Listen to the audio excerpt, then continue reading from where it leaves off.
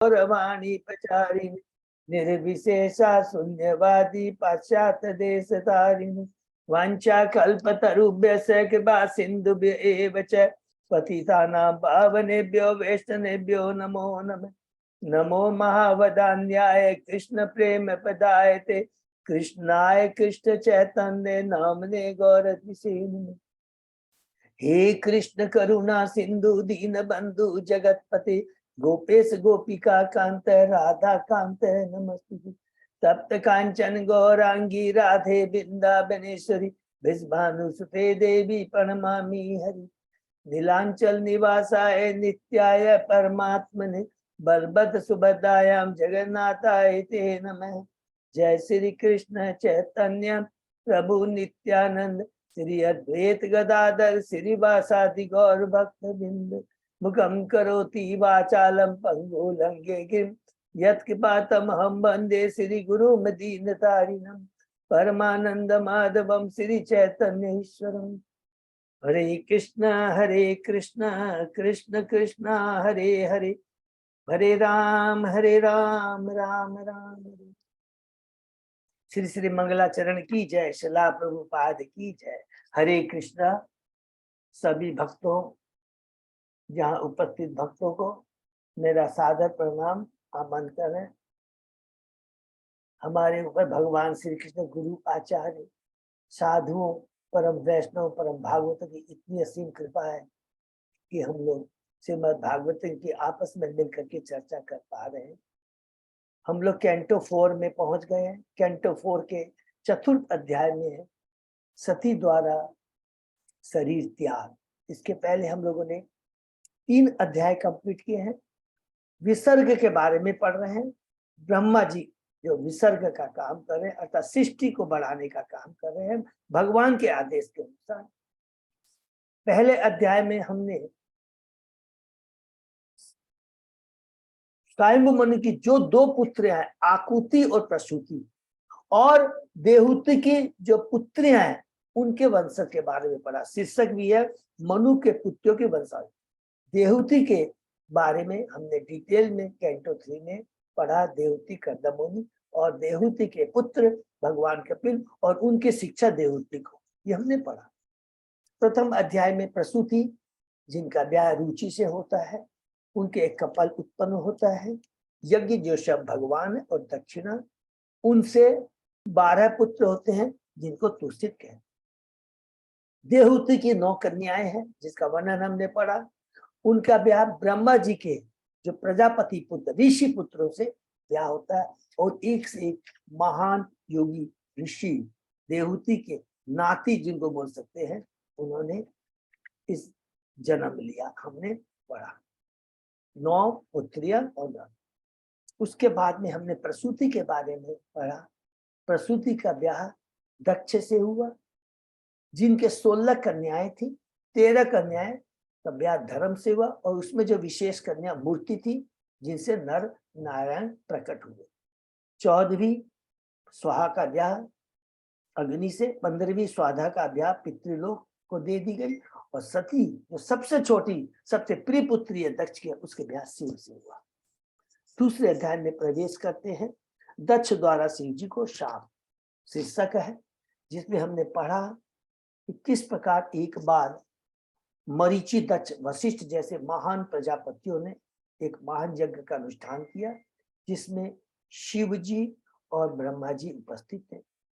दक्ष उस यज्ञ में प्रवेश करते हैं। जब उन्होंने देखा शिव खड़े होकर उनको सम्मान नहीं करते हैं तो बड़े क्रोधित हो जाते हैं और शिव के प्रति अपशब्द यूज करते हैं। तुम लोगों ने लोकपालों के नाम को नष्ट कर दिया है, सदाचार से तुम कोई सदाचार नहीं है, तुम निर्लज्ज हो। उसके इस शब्दों को सुन कर करके शिव के जो उनके जो उपासक है उनके दास हैं क्रोधित हो जाते हैं और वो अभिशाप देते हैं और उसके बदले में दक्ष के जो सेवक होते हैं जिसमें भृगुमणि है वो शिव जी के भगवान को उनको अभिशाप देता है। काउंटर कर्स काउंटर कर्स होता है। भगवान शिव परम वैष्णव है कुछ नहीं बोलते हैं, वो यज्ञशाला को छोड़ के चले जाते हैं। तो यज्ञ संपन्न होता है और सब लोग देवता ऋषि अपने अपने धाम को, लोकों को चले जाते हैं। ये हुआ दूसरा। तीसरे अध्याय में है श्री शिव तथा सती का संवाद, जिसमें हमने पढ़ा कि कुछ दिनों के बाद दक्ष ने एक महान यज्ञ का अनुष्ठान किया बृहस्पति सह, जिसमें बड़े बड़े मुनि पितृकुल देवता अपनी पत्नियों के संग आ रहे। शिव जी को और सती को आमंत्रित नहीं किया गया। जब सती देखती है कि उनकी बहनें मौसियां सब जा रही है, तो वो शिव भगवान के पास में आकर कहती है कि हमारे पिता तो ही हमारे संबंधी हैं, तो हमें भी जाना चाहिए। ये देख करके कहती है, बहुत सुंदर बात कहती है कि आप तो त्रिगुणातीत है, 3 गुणों से ऊपर है। आप हमेशा भौतिक इस साज सज्जिया से उदासीन रहते हैं, लेकिन मेरे में वो गुण नहीं है। क्यों? कि मैं एक अबला नारी हूं। तब भगवान शिव कहते हैं, बहुत सुंदर बात कहते हैं कि तुमने जो कहा कि मित्र बिना मित्र के बुलाए सभी संबंधी हो सकता है भूल जाए, तो जाना चाहिए, वो बात तो सही है।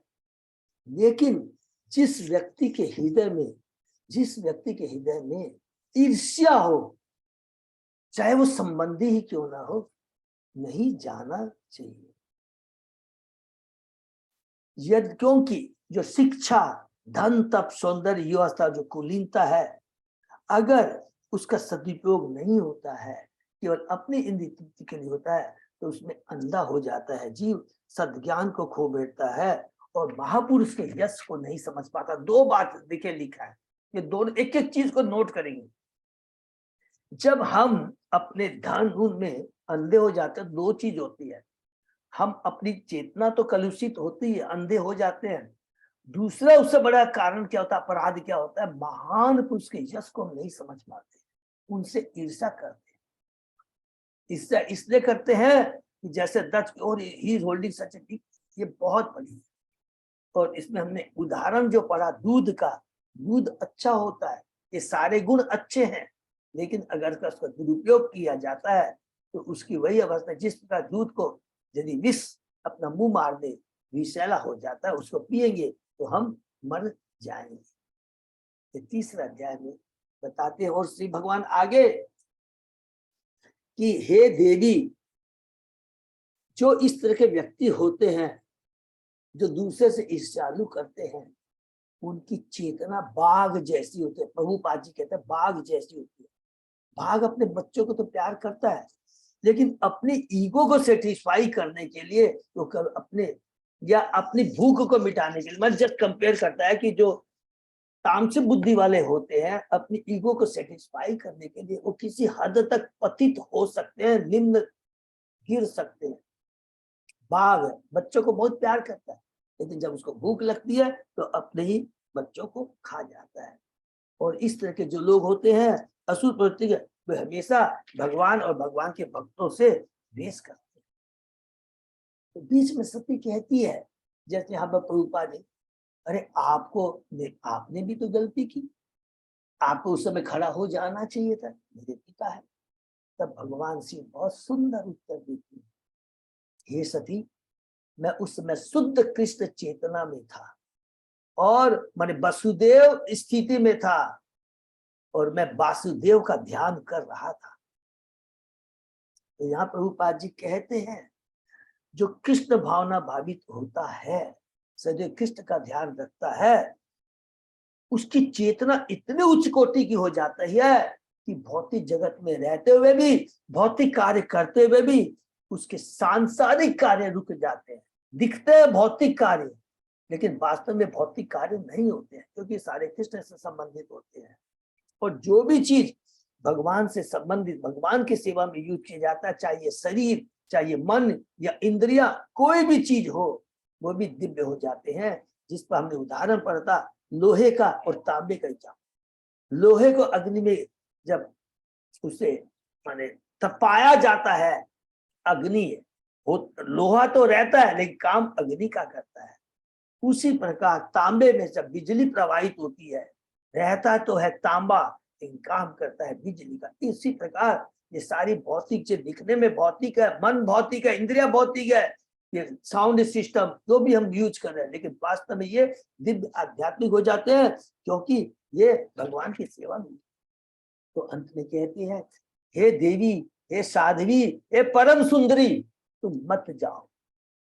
अगर तुम जाओगी तो कहते हैं कि बहुत बड़ा इसका दुष्परिणाम हो जाएगा। सबसे बड़ा दुष्परिणाम क्या होगा? मैं तुम्हें खो दूंगा, तुम परम वैष्णव।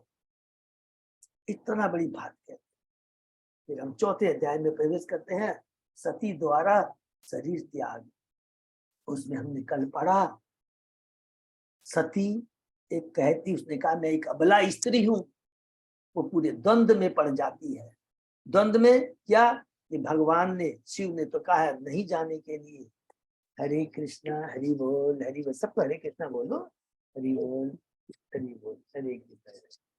तो कहती है द्वंद में पड़ जाती है। वो कहती है पिता ने तो मना किया है, परम वैष्णव है, लेकिन जाने की बहुत इच्छा है। एक अबला नारी, संबंधियों के स्नेह एवं उन्हें देखने के लिए लालाई थी। आंखों से आंसू आ गए। भगवान को इस प्रकार देखा, बहुत सुंदर वर्णन है, जैसे वह अपनी आंखों की अग्नि से, तेज से उन्हें भस्म कर देंगी। अंत में पिता के घर जाने का निर्णय किया। तो जो डिसीजन पे देखिए, उसने डिसीजन क्या लिया कि मैं तो अपने पिता के घर ही जाऊंगी। प्रभुपाद जी कहते हैं पिता के घर जाने का निर्णय माता सती के अल्प बुद्धिमता पूर्ण अबला होने के फलस्वरूप हुआ। अतः याद रखना चाहिए, शिक्षा गुरु आचार्यों परम वैष्णव के आदेश का पालन करना चाहिए। बहुत इंपॉर्टेंट चीज है, क्योंकि वो वास्तव में हमारे हितकारी होते हैं।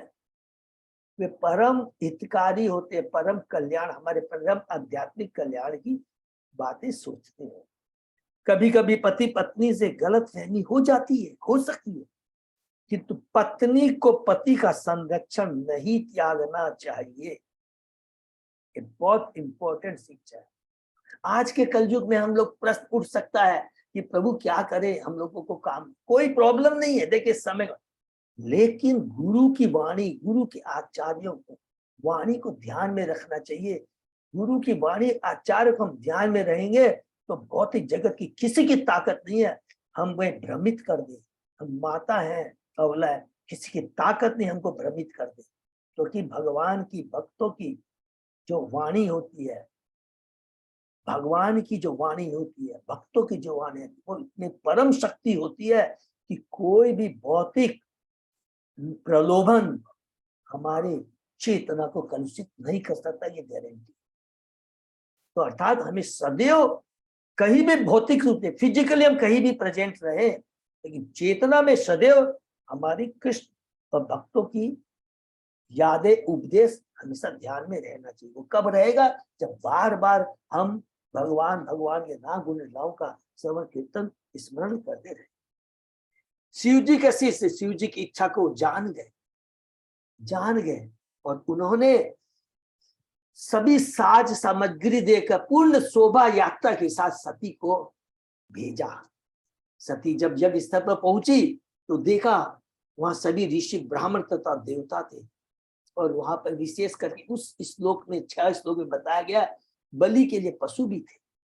तो यहाँ पर प्रभुपाद जी कहते हैं, हम बच्चियों को बताने के लिए अपने टाटपोट में कहते हैं, बलि के लिए बड़े सिद्ध ब्राह्मण होते थे और वे अपनी सिद्धि की परीक्षा करने के लिए बूढ़े पशु की बलि अग्नि में देते थे, उन्हें पुनः नव जीवन प्रदान करते थे।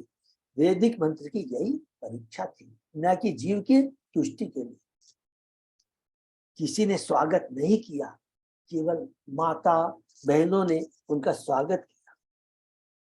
सती ने स्वागत का उत्तर नहीं दिया। क्यों नहीं उत्तर दिया? क्योंकि वो मान सम्मान पाने की इच्छा नहीं है। वो परम साध्वी है, हमेशा याद रखेंगे, वो परम साध्वी है। उसको दुख हुआ 2 कारणों से। एक तो उसके पिता ने कुछ नहीं कहा, तो प्रभुपाद जी कहते वो क्यों कहते, क्योंकि वो अपने ऐश्वर्य धन में इतने अंधे हो गए थे देहात बुद्धि के चलते, कि एक ईगो के चलते सारे प्रेम स्नेह जो सबसे प्यारी अपनी पुत्री थी उसको भी तोड़ देते हैं। जब उसने देखा कि यज्ञ स्थल में उनके पति शिव जी का कोई यज्ञ भाग नहीं रखा, तब वह वास्तव में क्रुद्ध हो जाती है।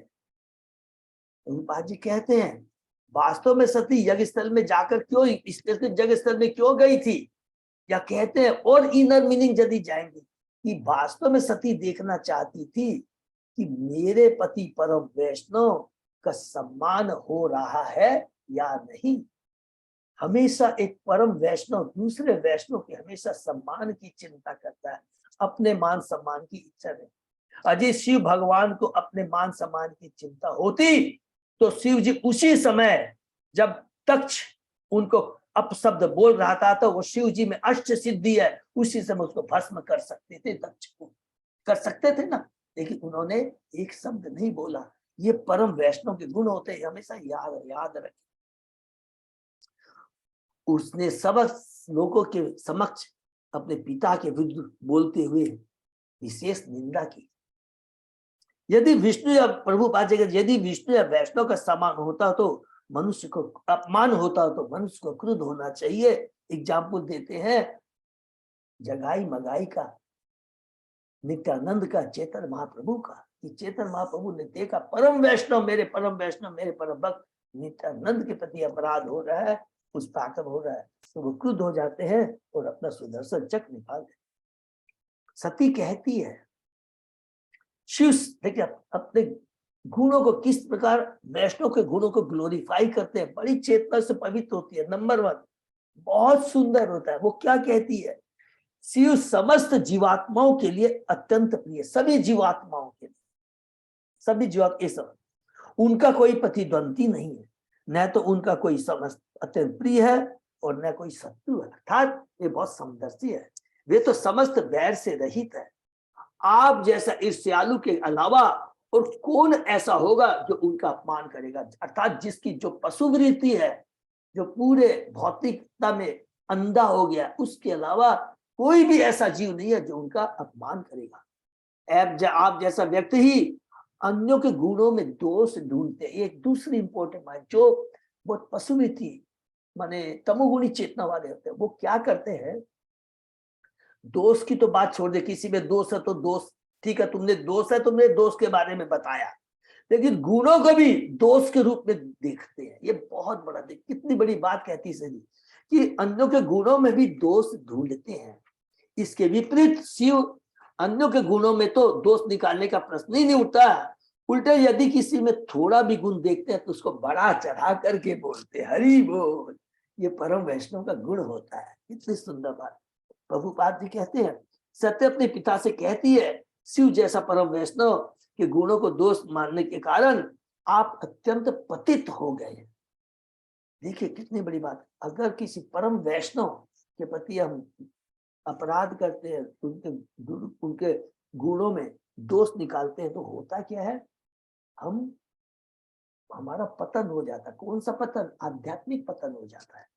और जिसका आध्यात्मिक पतन हो जाता है, नोट कर लेंगे, is not better than animal. वो पशु से बढ़कर नहीं है। कहा गया वो पशु के साथ। मनुष्य तभी महान बनता है जब वह दूसरे के गुणों को स्वीकार करता है, नंबर 1। किंतु अपने बिरथाई अन्यों के गुणों को बुरा समझकर अपने को सर्वाधिक पतित बना देता है। इसलिए हमें दूसरे के गुणों का ग्लोरिफिकेशन करना चाहिए। इसलिए हम देखिए मंगलाचरण करते हैं। एक एक चीज का महत्व तो मंगलाचरण के होता है। अच्छा, हमको तो याद नहीं, मंगलाचरण करने से हमारी चेतना में परिवर्तन, हमें गुरु आचार्य भगवान के भक्तों का ग्लोरिफिकेशन करना चाहिए। ये बहुत गलत है। तो इससे हमारा आध्यात्मिक उन्नति हो। यहाँ तक हमने पढ़ा, उसके आगे आज हम पढ़ते। ओम नमो भगवते वासुदेवाय। ओम नमो भगवते वासुदेवाय। ओम नमो भगवते वासुदेवाय। नारायण नमस्कृत नरम चैव नरोत्तमं देवी सरस्वती व्यासम ततो जयम उदीरये। नष्ट प्रायेषु अभद्रेषु नित्यं भागवत सेवया। भगवती उत्तम श्लोके भक्ति भवति नैष्ठिकी। कृष्णाय वासुदेवाय देवकी नंदनाय च नंद गोप कुमाराय गोविंदाय नमो नमः। आराधयो भगवान ब्रजेश तनया ततधाम वृंदावनम रमया काचित उपासना व्रजवधु वर्गेर्य कल्पिता। श्रीमद्भागवतम प्रमाणम अमलम प्रेमापुमर्तो महान। श्री चैतन्य महाप्रभो मतम इदम तत आदरो न पर। हरे कृष्ण कृष्ण कृष्ण हरे हरे हरे राम राम राम हरे हरे।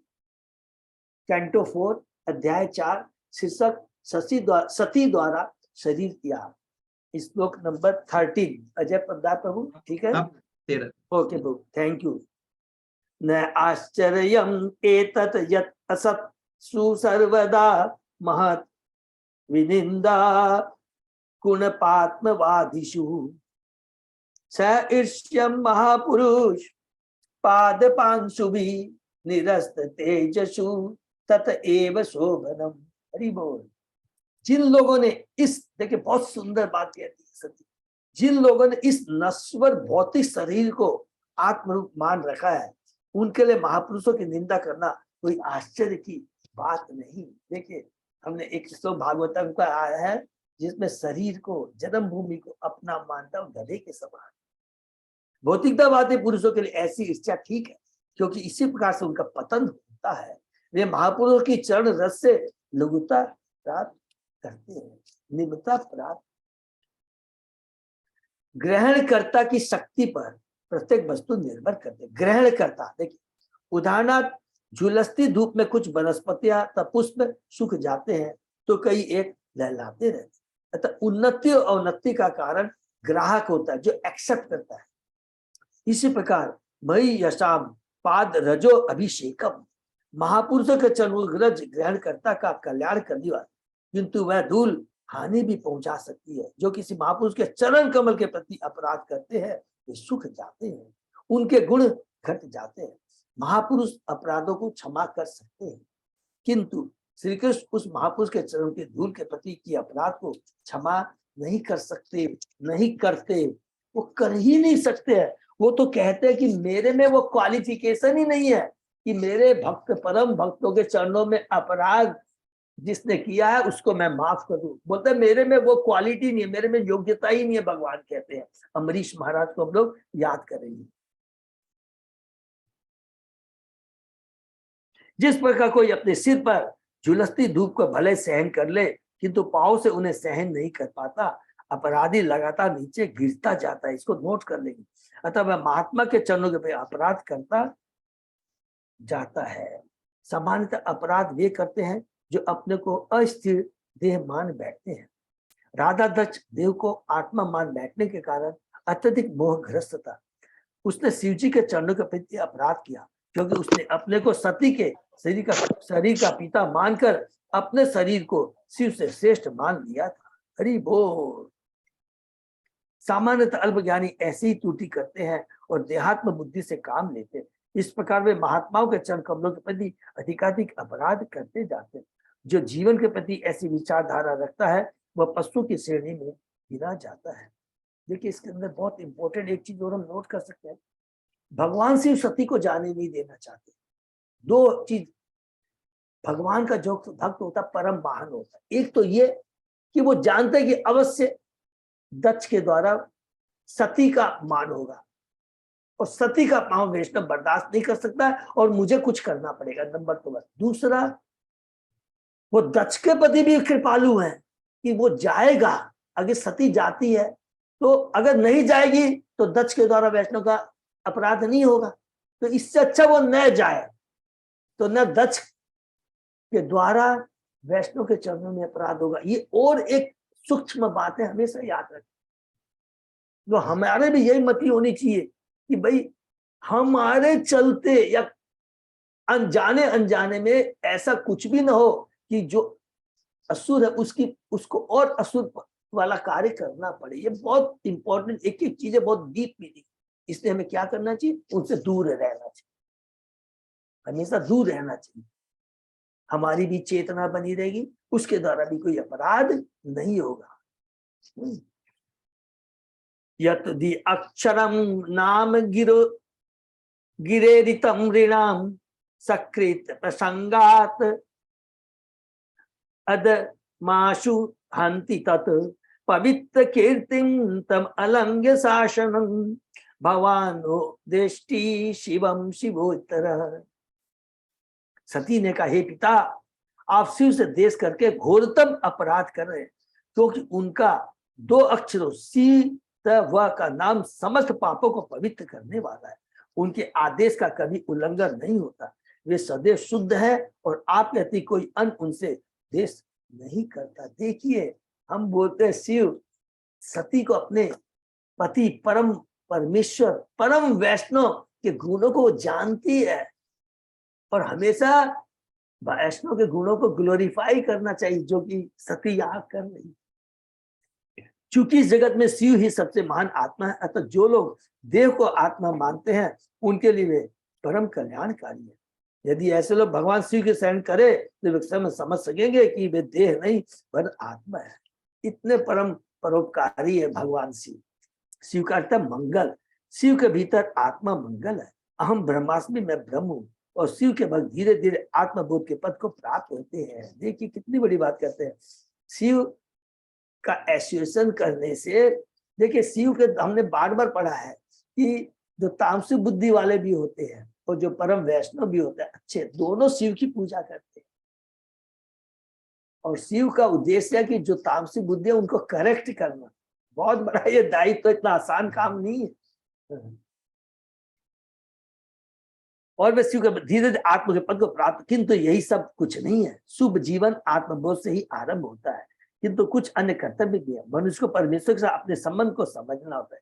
जीव स्वरूप हो कृष्ण नित्य दास, किंतु यदि वह काफी बुद्धिमान नहीं होता तो वह वही रुक जाता है और केवल यही समझ पाता है कि वह आत्मा अहम ब्रह्मास्मि। यदि वह बुद्धिमान है तो शिव के मार्ग पर होते रहना चाहिए, क्योंकि भगवान शिव निरंतर वासुदेव के विचारों में लीन रहते हैं, स्वयं वसुदेव अवस्था में रहते हैं और सदा वासुदेव की चिंतन करते रहते हैं। जैसा कि पहले कहा जा चुका है, सत्वम विशुद्धम वसुदेव शब्दितम। भगवान शिव सदैव वासुदेव श्री कृष्ण के चरण कमल का ध्यान करते रहते हैं। इस पर मनुष्य को भगवान शिव के मंगल पद का बोध तभी होता है जब वह विष्णु की पूजा करता है। मैं आत्मा हूं, बहुत अच्छी बात है, लेकिन भगवान कौन है, भगवान से मेरा क्या संबंध है, भगवान के प्रति मेरा क्या आदेश है, ये जानना बहुत जरूरी। हमें सदैव भगवान के भक्तों का संरक्षण लेने के लिए लालायित रहना चाहिए, उनके संरक्षण में रहना चाहिए।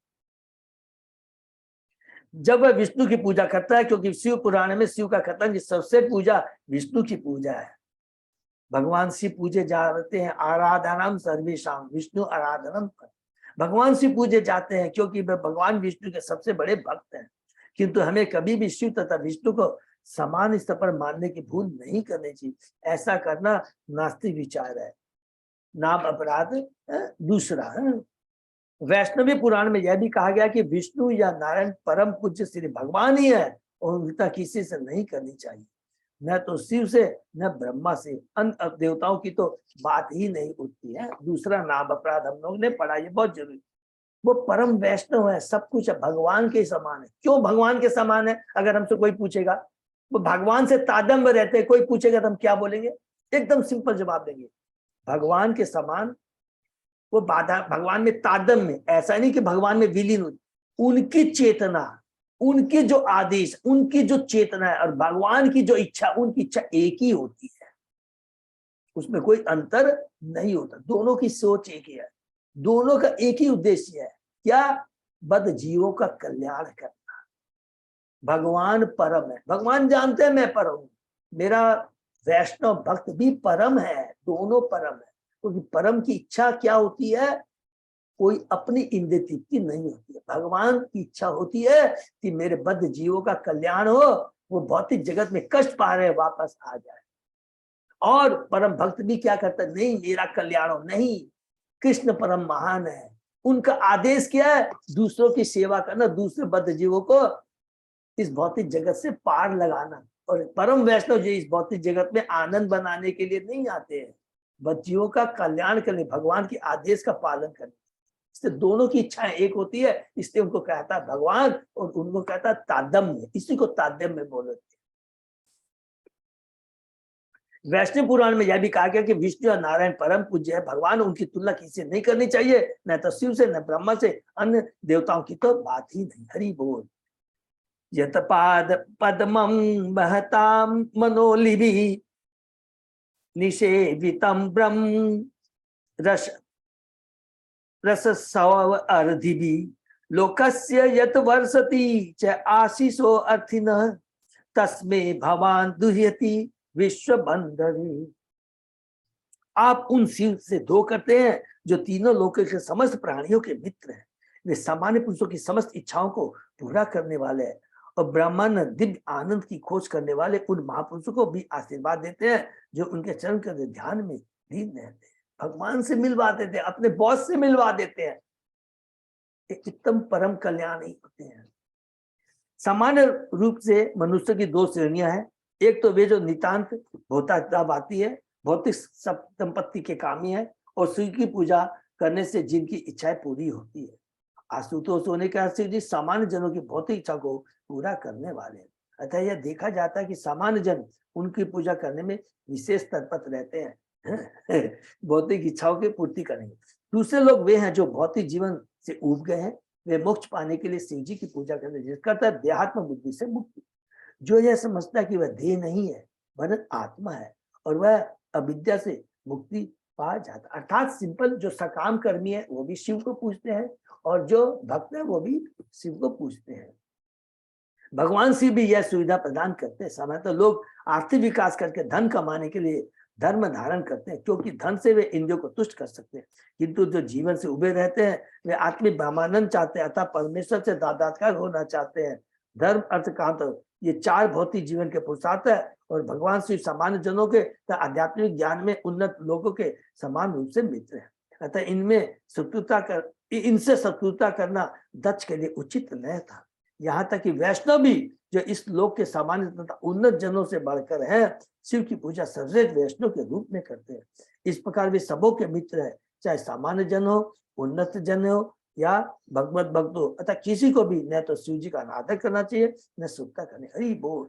शिव जी सकाम कर्मी, ज्ञानी, जो तादम्य होना चाहते हैं, परम वैष्णव सबके द्वारा पूजित है।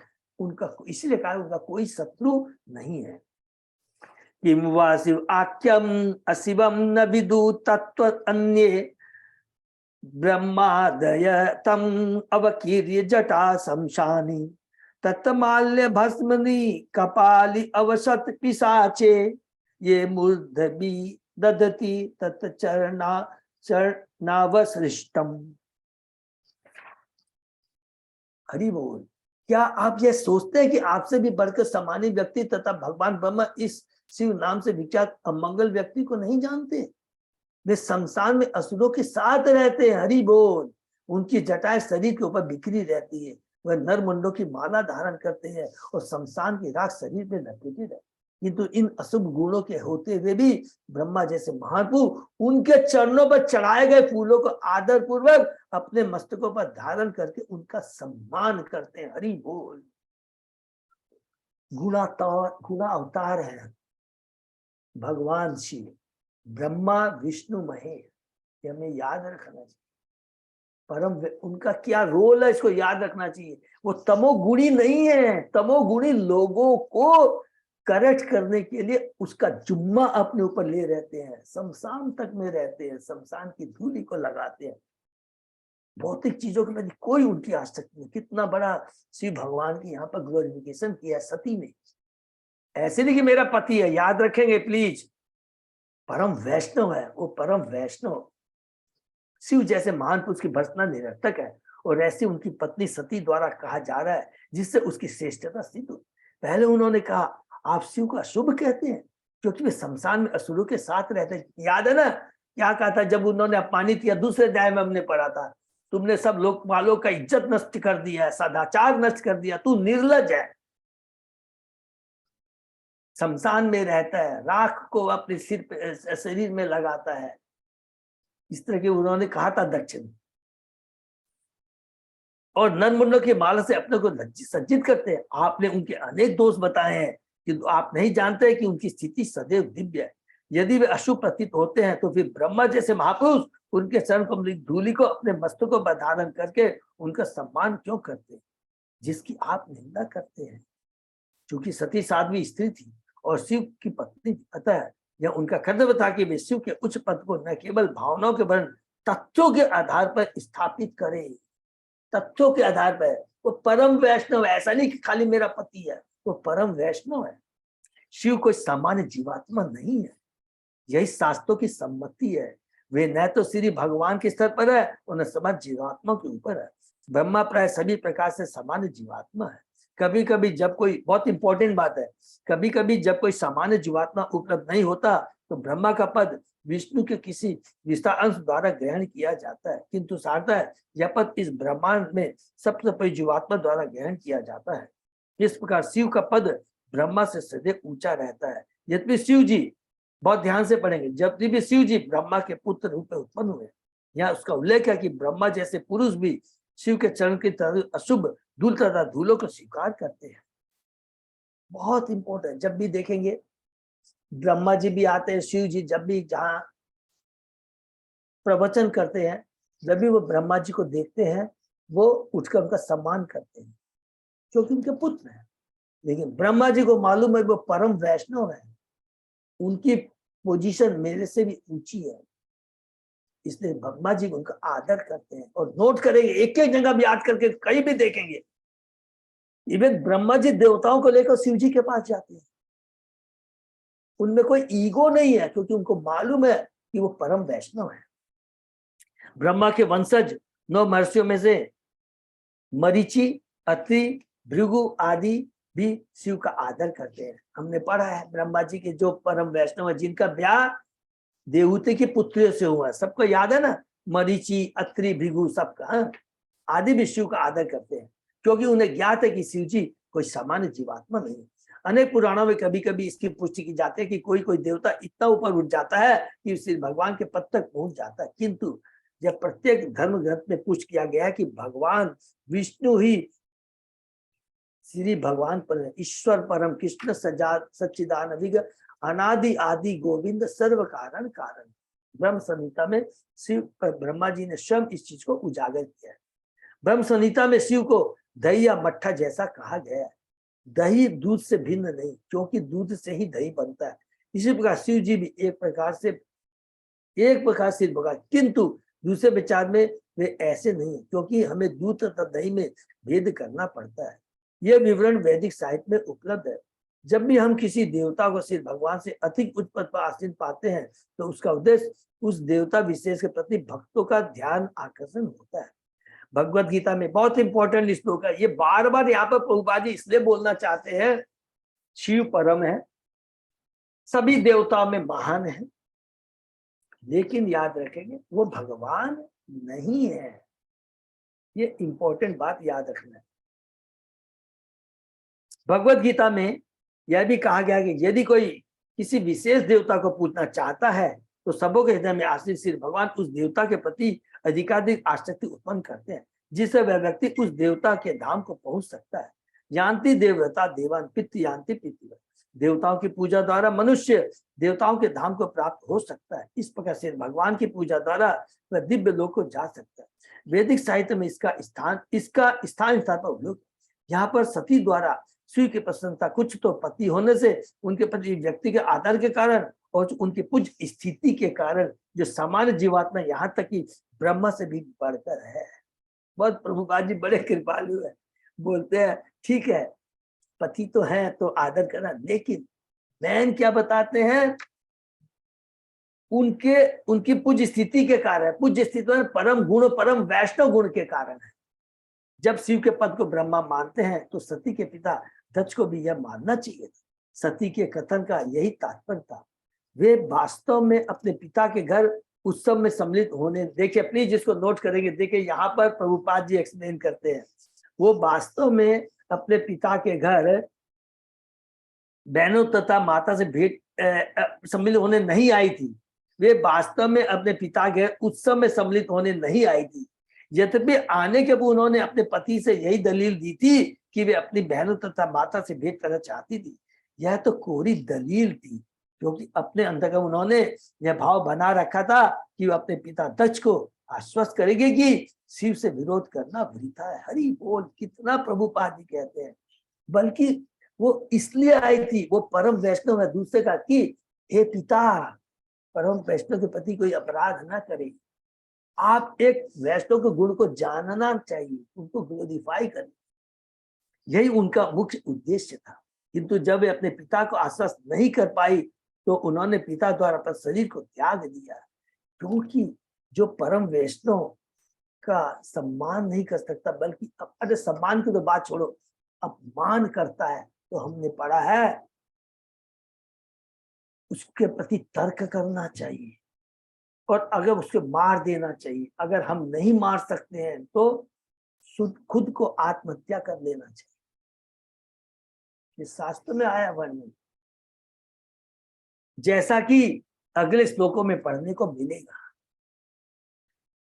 कर्णोपिदाय निर्यात यत कल्प ईसे धर्म अवितरी असिणी भी अश्यमाने छिन्द्यात प्रसह्य रुसतीम असतीम प्रभु चेत जियाम असुन अपि ततो विसजेत धर्म।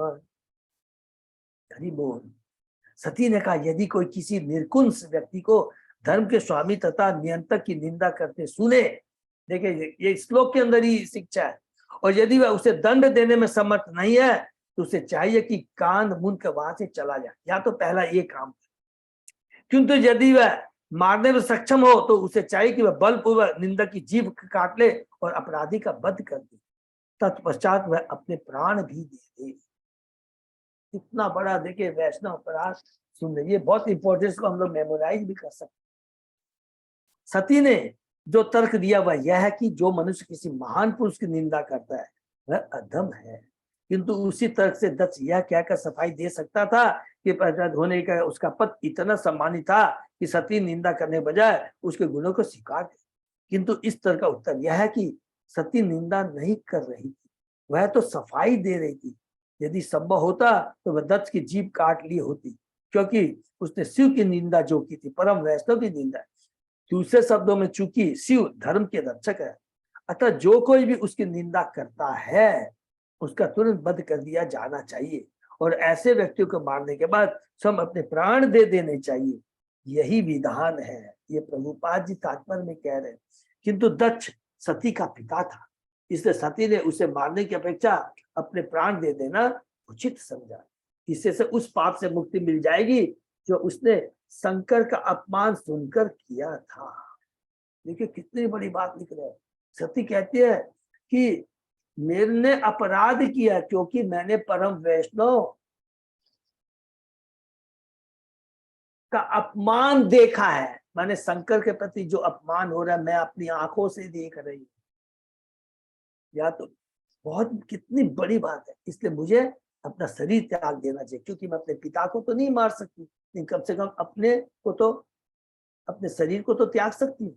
श्रीमद् भागवत में यह शिक्षा दी गई है कि किसी भी हालत में, देखिए किसी भी हालत में उस व्यक्ति की हरकतों को जो किसी महापुरुष का अपमान करता है सहन नहीं करना चाहिए।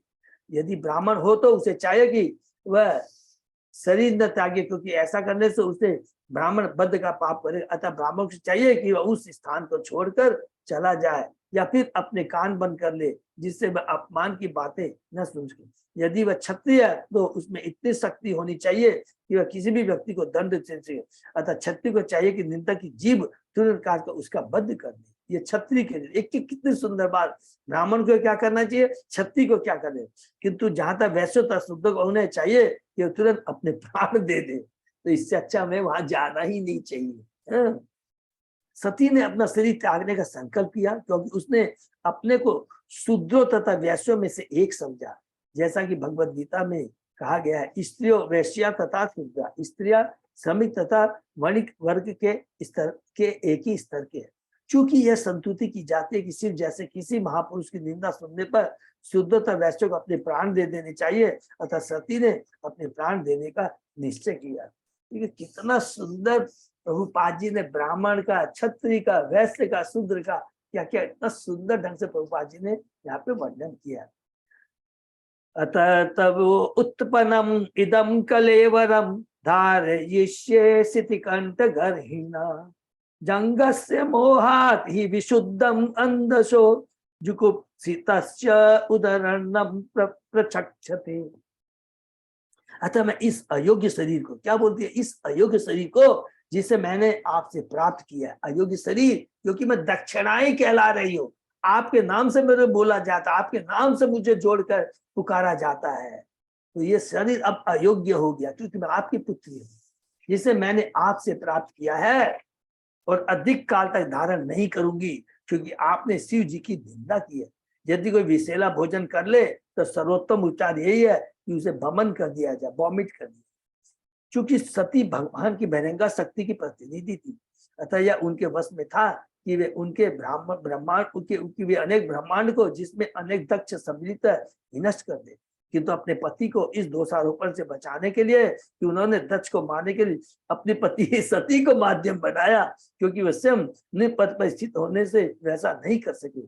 सती ने अपना शरीर छोड़ने का निश्चय। देखिए प्रभुपाद जी कितना सुंदर सुंदर शरीर त्याग रही है, वो भी चिंता करते हुए कि मेरे पति को दोष न लगे।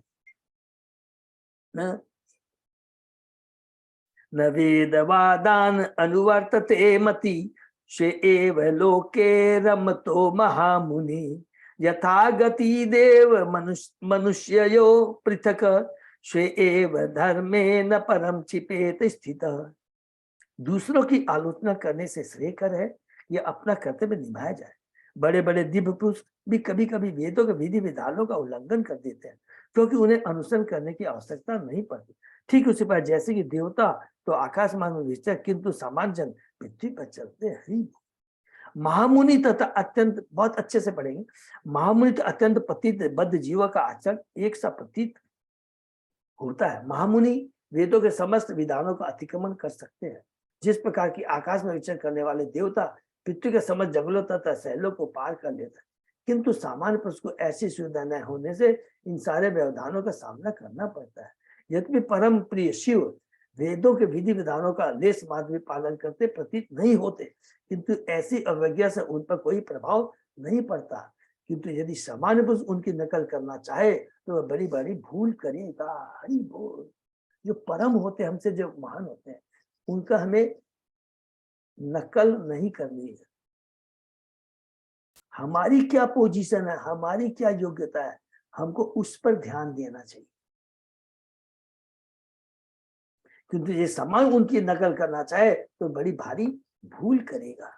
सामान्य पुरुष को वेद के समस्त विधि पालनों का पालन करना चाहिए, जबकि दिव्य स्तुति पालन को इन सब के पालन की आवश्यकता नहीं होती है, क्योंकि वो स्वरूप सिद्ध व्यक्ति होते हैं, 3 गुणों से ऊपर होते हैं।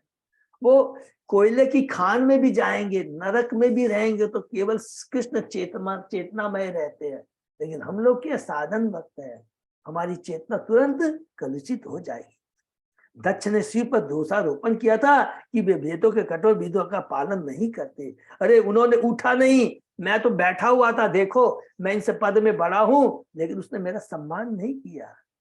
किंतु सती ने बल बताना चाहा कि उन्हें ऐसे नियमों के पालन की अवस्था न थी, जो होती नहीं थी, क्योंकि वो परम वैष्णव है। और उन्होंने स्वयं सती को कहा कि हे सती, मैं शुद्ध चेतना में था, ऐसा नहीं कि मैं दक्ष को अपमानित करना चाहता।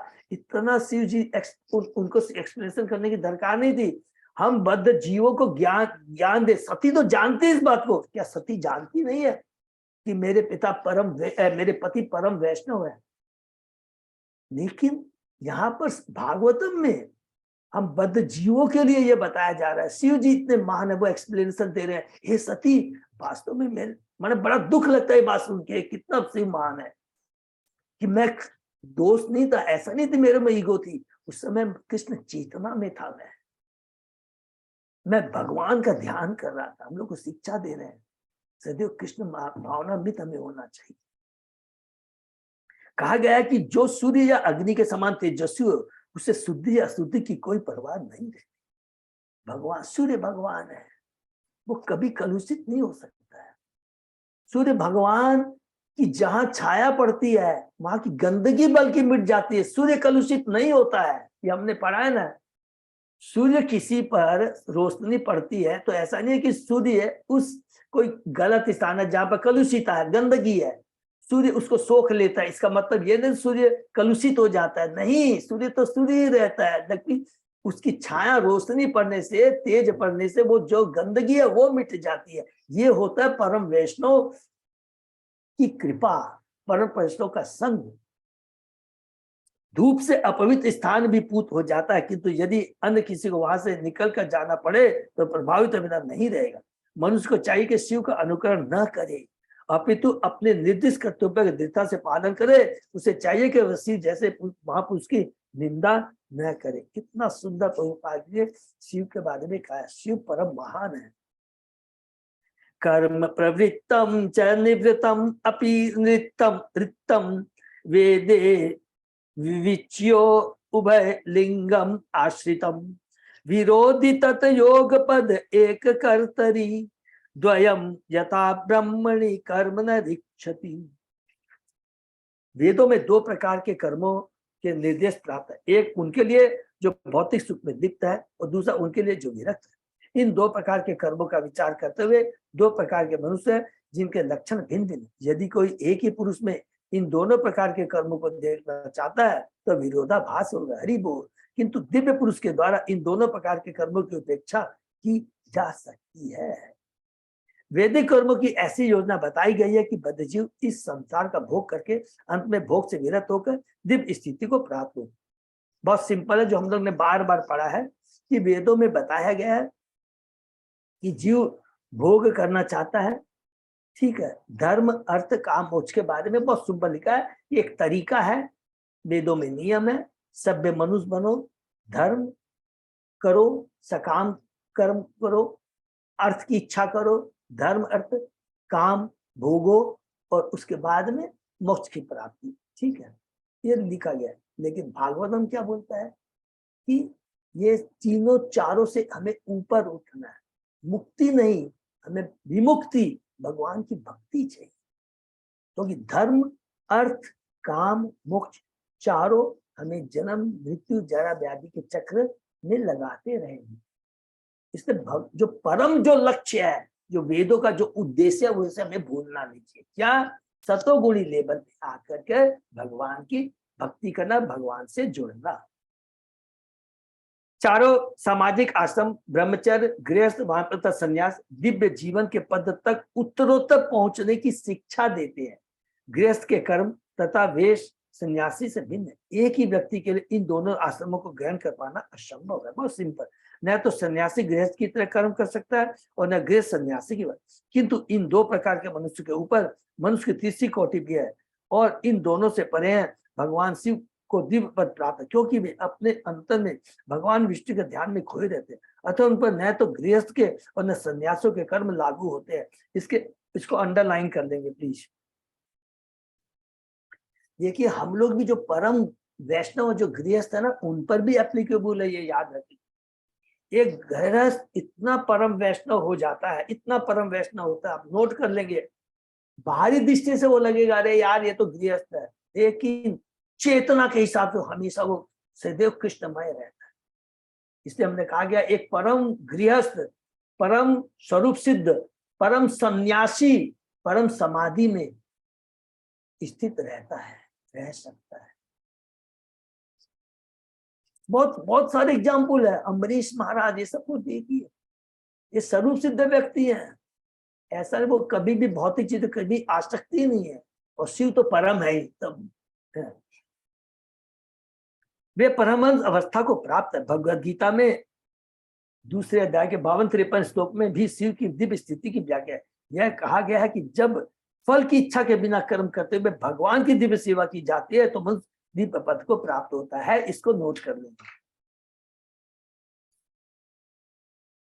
फल की इच्छा के बिना, कोई भौतिक इच्छा नहीं रहता, लगता है माने युक्त बैरागी होता है। इसको नोट कर लेंगे, वो युक्त बैरागी होता है। सिंपल एक ही वर्ड में बोलेंगे, युक्त बैरागी होता है। उस समय उसके लिए वैदिक आदेश या वेदों के विभिन्न विधि विधानों का पालन करना अनिवार्य नहीं होता। हमने बार बार रिपीट किया, कई बार अपराध हो जाता है, अरे यार ये तो आज आया, देखे मंदिर में आया तो मंगला आरती में ही नहीं आए, बहुत बड़ा अपराध है। वो जहां भी रहते हैं, सोते भी रहते हैं, एक एक सांस के अंदर में वो केवल भगवान का चिंतन करते रहते हैं।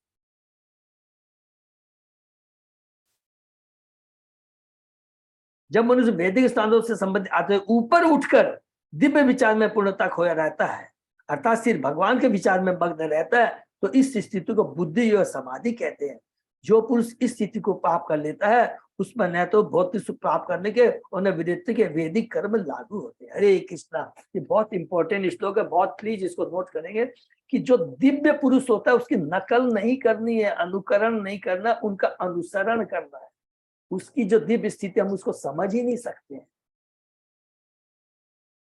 ठीक है ना।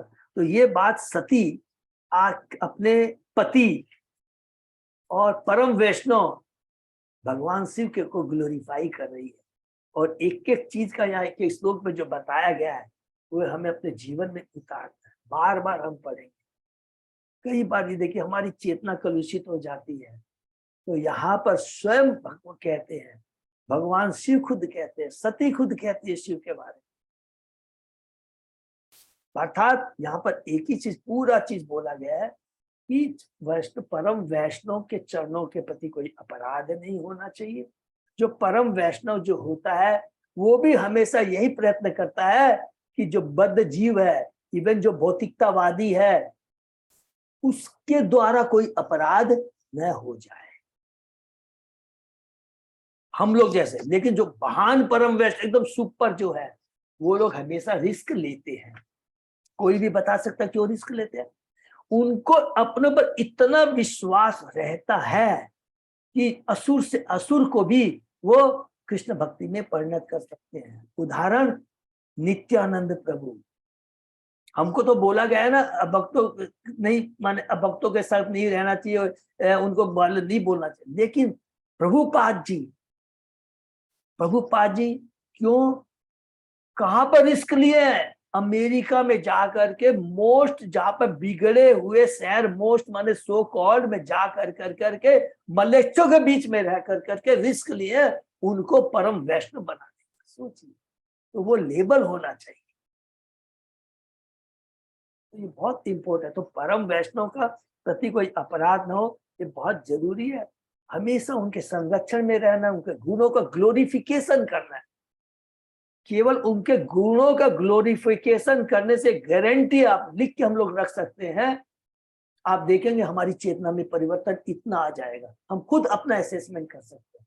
इसलिए हमें अच्छे से मंगलाचरण करना है, भगवान के नाम गुण लीलाओं का श्रवण कीर्तन स्मरण करना है, उनका संग ग्रहण करना है, उसी के लिए लालायित रहेंगे। उससे क्या होगा, आप देखेंगे हमारी सेवा भी हो रही है उनके चरणों में।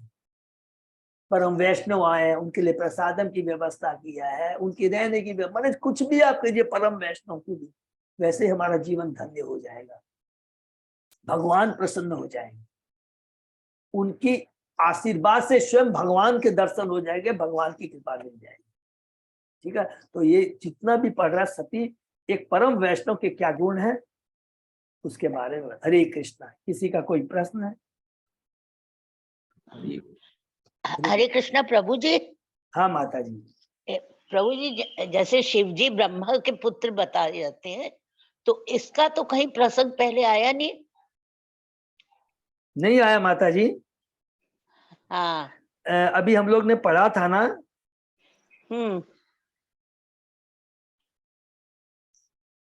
किसी कोई बता सकता हम लोगों ने कहाँ पढ़ा था? ब्रह्मा जी ने जब उत्पन्न किया था रुद्र। हरि बोल, हरि बोल, अजय पोदार प्रभु की जय हो। ठीक है ना, ठीक है माता जी, वो हम लोगों ने पढ़ा था।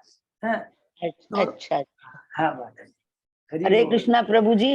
हाँ, एक ये स्त्रियों को इतना निम्न स्तर पे क्यों रखा गया है प्रभु जी? माता इसमें जी भी माता जी इसको को निम्न स्तर में नहीं रखा है, आप भौतिक दृष्टि से मत देखिए, मत देखिए, मत। लिखा गया है स्त्रियां बहुत कोमल हृदय होती हैं। इसमें आपने तो लिखा है ना प्रभु जी, स्त्रियां श्रमिक और वर्णिक वर्ग के एक स्तर पे हैं। मत देखिए। रामायण में भी वो बोलते हैं शूद्र पशु नारी सकल ताड़ना के अधिकारी। तो ये तो अच्छा, दक्ष क्या पुरुष है कि स्त्री है? पुरुष है। ओके। दक्ष महान है या सती महान है? सती मान है। तो फिर वो भी तो नारी है, स्त्री। आप प्रभु चीज जी, को प्रभु जी, आप बोलिए प्रभु जी, मैं जस्ट ये माता जी का जो है ना, ये मैं हाँ। थोड़ा सा एक जस्ट क्लैरिफाई करता हूं उनको मैं बोलिए मत, बोलिए कि प्रभु अरुण प्रभु। कि रामायण में जो लिखा है वो एक्चुअली में बोलते बोलते उसका उच्चारण जो है वो गलत हो गया है। वो कहते हैं जो शूद्र पशु और रारी, इट इज कॉल्ड रारी, मतलब मीन्स जो, मतलब यानी कि जिनका काम उल्टा पुल्टा होता है ना।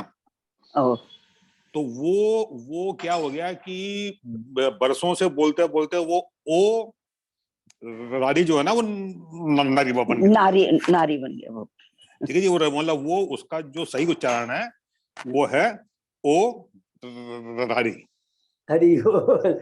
और बहुत सुंदर एक चीज आपको बता दूं, हेमलता माता जी, प्लीज हम लोग देखेंगे, हम लोगों ने एक ही चीज पढ़ा था, दो चीज अगर हम लोग भूल जाएंगे उसको नोट कर लीजिएगा कि पुरुष केवल एक ही है, कृष्ण है, और सभी नारी है।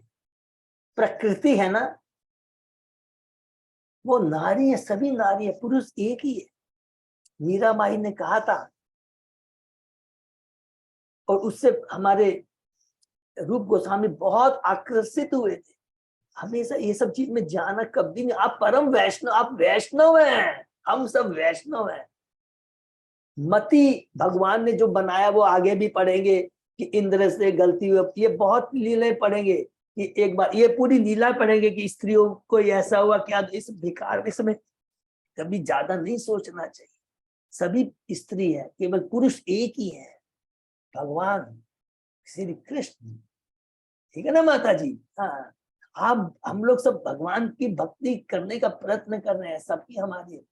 वैष्णव बोला गया है, कभी भी ऐसा बोला गया अच्छा कोई भी जवाब दे दे कि स्त्री वैष्णव अच्छी होती है, पुरुष वैष्णव अच्छा होता है? कहीं वर्ड आया है? हमें वैष्णव बनना है, बस इतना ही ध्यान रखना है। तो क्या आप वैष्णव नहीं बन सकती या नहीं है? वैष्णवी दिमाग में मत लगाइए, इसके एक्सपीरियंस से सोचिए, इस बात को सोचिए भी मत, मन में भी मत लाइए।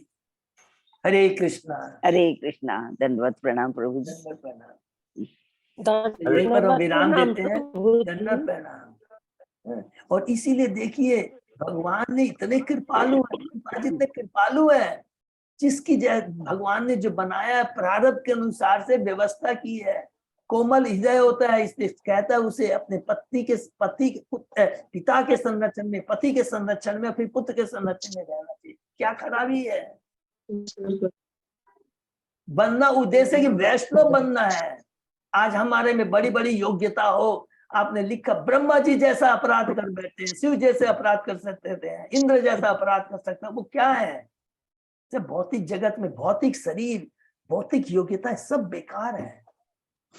अच्छे से अच्छा भ्रमित हो जाता है। भागवतम इससे ज्यादा और क्या एक्सप्लेनेशन देंगे हम लोगों को? कहीं भी पूरी भागवतम में आपको लिखा है कि इसका मनुष्य शरीर है, इसका स्त्री का शरीर, इसका पुरुष का शरीर, इसके पास इतना धन है, इतना यश है, कितनी भर्त्सना की गई है। आज मैं पुरुष शरीर लेकर भगवान की सेवा नहीं करता हूं, तो कहा दक्ष को ले लीजिए, उसको कहा तू पशुवृत्ति का है।